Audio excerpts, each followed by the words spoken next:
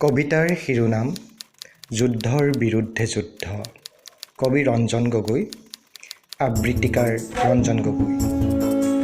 যুদ্ধৰ বিৰুদ্ধে যুদ্ধ। তেওঁ এই বাটেৰে গৈছিল অৰণ্য ফালি, এককাল সন্ধ্যাত নিষিদ্ধজন হৈ।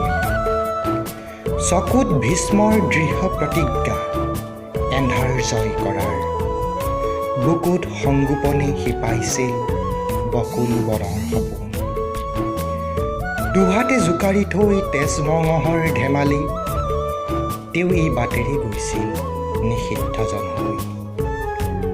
পদূলিৰ শেৱালিজোপাৰ তলত তাৰ খোজৰ চিন, ৰাতি সৰা শেৱালিৰ সুবাস শুই পৰিছিল এলাগী হৈ। নতুন দিনৰ বাতৰি অনাৰ প্ৰতিশ্ৰুতিৰে তেওঁ এই বাটেৰে গৈছিল নিষিদ্ধজন হৈ। তেওঁ এতিয়া কোনোবা গোপন স্থানত, এতিয়া AK-47 তেওঁৰ হাতত। তেওঁক এবাৰ সুধিছোঁ, যুদ্ধৰ বিৰুদ্ধে যুদ্ধ কিমান প্ৰয়োজন। ধন্যবাদ।